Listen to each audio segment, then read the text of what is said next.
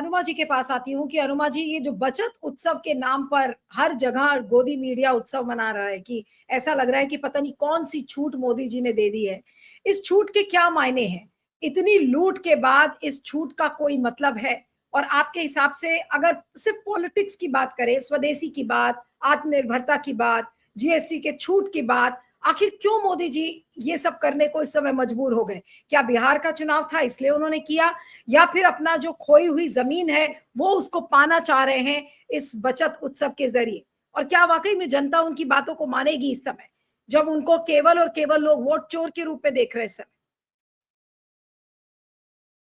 Unmute कर लीजिएगा अनुमा जी। हाँ, आप सभी को नवरात्रि की शुभकामनाएं। और प्रधानमंत्री ने कल बोला कि नागरिक देवो भव, मतलब पहले ये इस तरह के जो जुमले वो छोड़ा करते थे तो लोग बाग बड़ी तालियां बजाते थे। अब लोग कहते हैं अरे एक और बोल दिया कुछ। तो वही है कि नागरिक देवो भव बोल के उनको कहा कि भाई हमने आपके आयकर में छूट बढ़ाई और उसके बाद हमने ये दाम कम किए, तो आप लोगों को 2.5 करोड़ रुपीस, 2.5 लाख करोड़ रुपीस का फायदा है पूरे देश को। तो लोग ये सोच रहे होंगे कि भाई कहाँ से फायदा है, मतलब ये 2.5 लाख करोड़ आपने हमसे पहले कमाए, आप ही ने तो कमाए। 2017 में आप ही ने जीएसटी लगाया, 2 साल पहले आपने दूध, पनीर और दही पर भी जीएसटी लगा दिया, यहाँ तक कि आपने कफन के कपड़े तक पर भी आपने जीएसटी लगा दिया। तो लोग बाग अब समझ जाते हैं क्या है, प्रधानमंत्री नरेंद्र मोदी एक बहुत ही नीरस, रिपीटिशन है ना, दोहराव है ना, तो उनका स्क्रिप्ट राइटर बदला है और ना उनकी बोलने का तरीका बदला है। तो मुझे ऐसा लगता है कि जो प्रधानमंत्री किसी तरह से ये सोच रहे हैं कि भाई इस पे बड़ी हेडलाइंस आ जाएं। हेडलाइंस तो आएंगी क्योंकि पूरा का पूरा मीडिया नरेंद्र मोदी जी को इस तरह छापता है कि विज्ञापन से चल रहा है, चैनल्स इस पे डिस्कशन कर रहे हैं जो आप कह रही हैं। लेकिन दूसरी बात जो उन्होंने कही स्वदेशी वाली, बहुत अच्छा लगता है जब प्रधानमंत्री जो मोवाडो की घड़ी पहने हुए और बुल्गारी का गॉगल्स लगाए हुए, मॉन्ट ब्लांक का पेन इस्तेमाल करते हुए, जर्मनी की कार में सवार होकर अपने ऑफिस आते हुए और हजारों करोड़ के अमेरिकी जहाज में यहाँ से वहां घूमते हुए जब ऐसी बात करते हैं तो बड़ी खुशी होती है कि प्रधानमंत्री कितने समझदार हैं, कितनी अच्छी बातें कर रहे हैं कि खुद नहीं, ये लेक्चर, ये उपदेश केवल लोगों के लिए है, ये प्रधानमंत्री पर लागू नहीं होता। प्रधानमंत्री खुद स्वदेशी नहीं अपनाएंगे, हाँ स्वदेशी गालियां जरूर अपनाते हैं, स्वदेशी भाषा की मर्यादा जरूर वो बर्बाद कर देते हैं। तो एक तो ये चीजें हैं। दूसरी चीज, किसने बढ़ाया था भाई ये टैक्स? बढ़ाया भी आपने था, कम भी आप की आवाज आपको कट रही है मेरी अनुमा जी। आवाज आ रही है? मेरा हाँ अचानक हाँ, मुझे लगा नेटवर्क कनेक्शन। हाँ हाँ, नहीं नहीं, बीच में आपकी आवाज कट गई थी, रिपीट करिए प्लीज। हाँ, नहीं, बोलिए। मैं सिर्फ ये कह रही हूँ कि प्रधानमंत्री दूसरों के ऊपर लेक्चर देते हैं, वो खुद पर इन चीजों का कोई अमल नहीं करते, ये उनके आदत पे शुमार रहा है। और अभी जो लोग कह रहे हैं कि भाई सब चीजें सस्ती हो जाएंगी, क्या सच में सस्ती हो जाएंगी? भाई आपने 5% और 18% का स्लैब किया है, लेकिन रॉ मटेरियल पे जो आप लगा दे रहे हैं 18% अगर आप लगा दें, जिस चीज की कीमत आपने कहा कि भाई इस पर 0% टैक्स है, जैसे एक रजिस्टर की बात मैंने पढ़ी अभी कि रजिस्टर के ऊपर उन्होंने कहा 0% टैक्स है। तो अब आप देखिए कि उसका रॉ मटेरियल है, उसका जो कागज है उस पर 18% है, और उसका और जो दूसरी सामग्री इसमें केमिकल्स हैं उसके ऊपर टैक्स है। तो अगर उस वाले पर्टिकुलर एग्जाम्पल को जोड़ें तो जो चीज 183 रुपीस में मिल सकती थी वो 217 रुपए में मिल रही है। एक एग्जाम्पल ये बताया गया था, उसमें कागज के ऊपर खास तौर पर था, क्योंकि कागज, उन्होंने कहा कागज से बना हुआ product which is a resistor, वो आपको 0% जीएसटी पे मिलेगा। तो इसी तरह से 0% जीएसटी के बहुत सारे ऐसे खेल होंगे, ऐसे बहुत सारे खुलासे होंगे जो हमारे सामने आएंगे।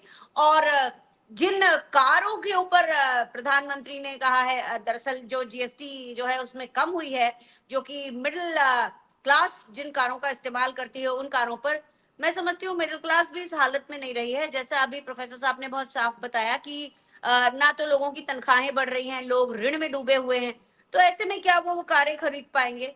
तो ये जो देश को हमेशा ऐसा समझना कि हमारे माथे पर कुछ मूर्ख लिखा है, आज एक पुरानी मूवी की पिक्चर की एक क्लिप भी बहुत वायरल चल रही है, अगर आपने देखी हो तो उसमें एक नेताजी अपने जो उसके पास व्यापारी आता है उससे कहते हैं कि तुम्हारी रोटी की कीमत कितनी है, तो वो कहता है कि 5 रुपए, तो उनको कहते हैं 3 गुना बढ़ा दो।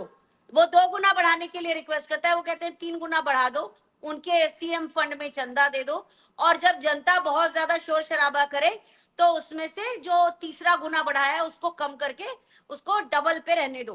तो लोगों को लगेगा कि हम बहुत सुखी हैं। वही है कि लोगों के ऊपर जो तानाशाह होता है वो बहुत ज्यादा पीड़ा उन्हें पहुंचाता है, और उसके बाद एक या दो चीजें जो बहुत ज्यादा पीड़ादायक होती हैं उनको कम करता है, तो लोग समझते हैं हाँ हाँ हमें बड़ी राहत मिल गई है।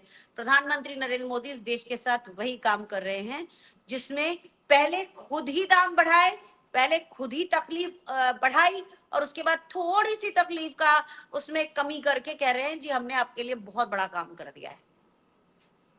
अनुमा जी, ये जो लॉजिक है, ये जो कैरेक्टर है, जो कैरेक्टर ट्रेट है मोदी जी का, इस पर हमें बात करनी बहुत जरूरी इसलिए है क्योंकि विपक्ष और खासकर राहुल गांधी तो 2016 से इन चीजों को पॉइंट आउट करते चले आ रहे हैं।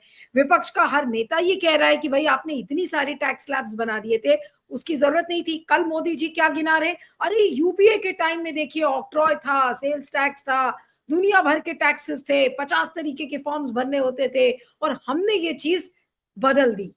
अब लूटा भी उन्होंने, लूट कर अब वो एहसान भी जता रहे हैं जनता को कि देखिए हमने आपके ऊपर कितना बड़ा एहसान कर दिया, 2.5 लाख करोड़ रुपए हम बचा रहे हैं और आपके लिए सारी रोजमर्रा की चीजें अब सस्ती हो जाएंगी। ये क्या, कौन सी घुट्टी मोदी जी पिलाने की कोशिश कर रहे हैं? ये फ्रॉड नहीं तो और क्या है। मैं रिपीट कर रही हूं कि क्या ये जीएसटी बचत के नाम पर देश की जनता के साथ एक बड़ा फ्रॉड कर रहे हैं प्रधानमंत्री? नीलू जी, आपके सारे दर्शक जानते हैं कि जीएसटी लाने का प्लान कांग्रेस का था।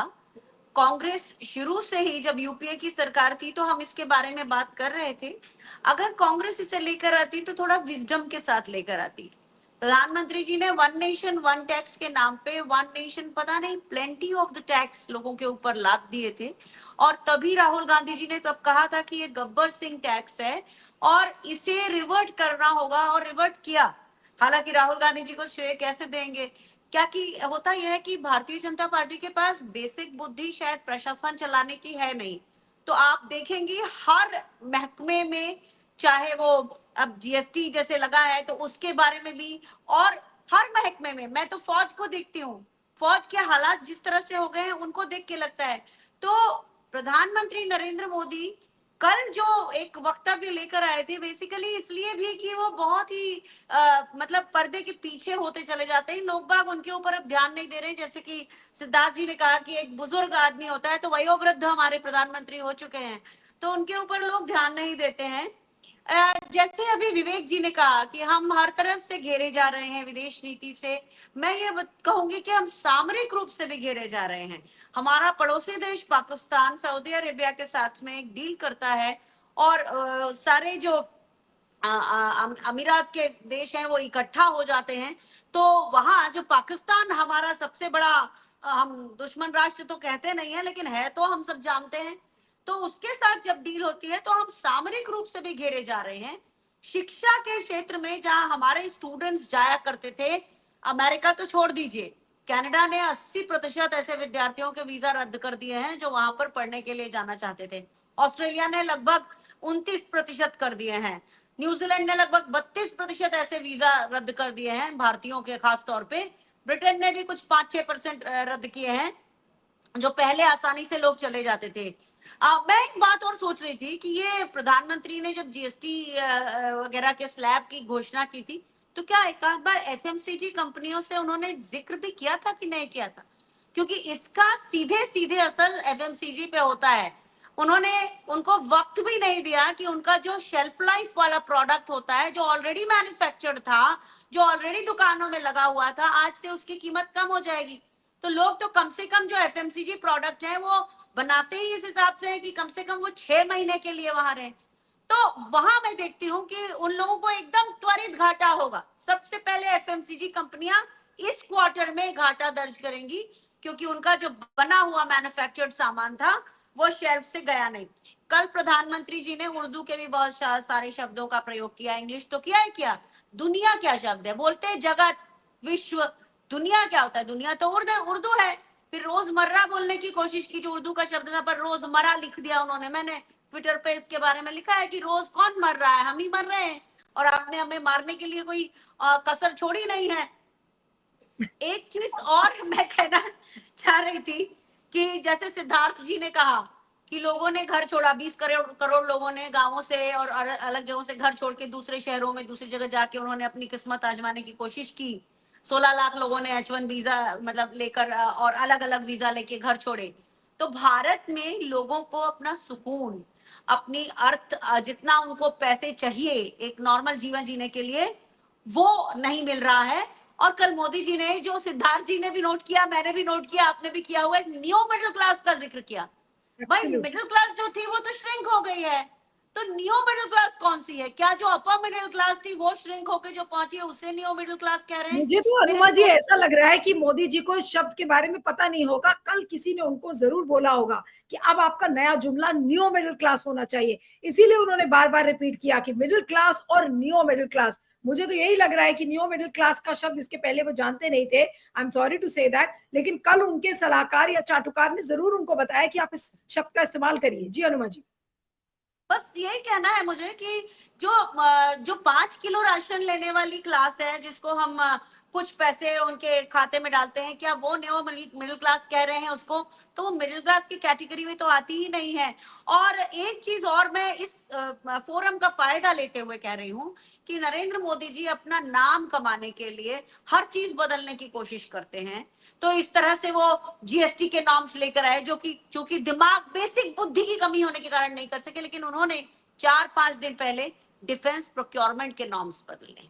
और दुर्भाग्य यह है कि इस देश में पिछले 11 सालों में प्रॉपर टेंडर की प्रक्रिया से कोई खरीद नहीं हुई है। आखिरी टेंडर 2009-10 में अपाचे और चिनूक का यूपीए की सरकार ने दिया था, और उसके बाद जो अपाचे और चिनूक आए हैं वो उसके रिपीट ऑर्डर में आए हैं, कोई नया टेंडर नहीं हुआ। तो सारी की सारी परचेज जो मोदी सरकार ने की है वो इमरजेंसी परचेज की है। तो आप चीजें बदलने के चक्कर में, आप अपने नाम से सब कुछ मैंने शुरू किया इसके चक्कर में नए से नए मूर्खतापूर्ण चीजें लेकर आ रहे हैं।